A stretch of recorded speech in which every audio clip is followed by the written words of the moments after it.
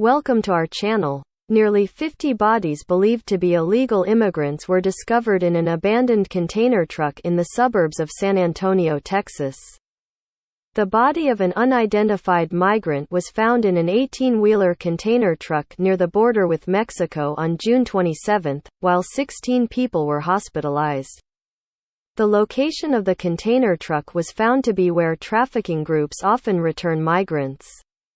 Police arrived at the scene at nearly 6 p.m., near 6 a.m. on June 28. Hanoi time, after a worker at a building near the scene heard a cry for help. When approaching, this worker discovered that the door of the container truck was partially open.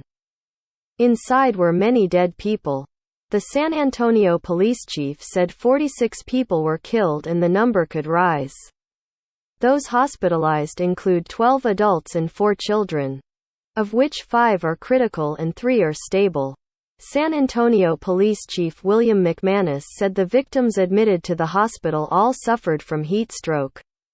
3 people were arrested. Today in San Antonio, the temperature is over 38 degrees Celsius.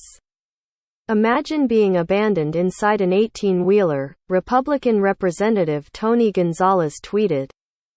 Some sources say this could be the worst migrant death en route to the U.S. in recent years. The U.S. Department of Homeland Security announced that it is working with local, federal and state authorities to investigate the incident. Traveling by container truck is the popular but dangerous way many undocumented migrants have chosen to get to the United States. San Antonio recently suffered record-high temperatures as extreme heat waves swept the southern and western United States. Thank you for watching. Don't forget to subscribe to receive the latest news.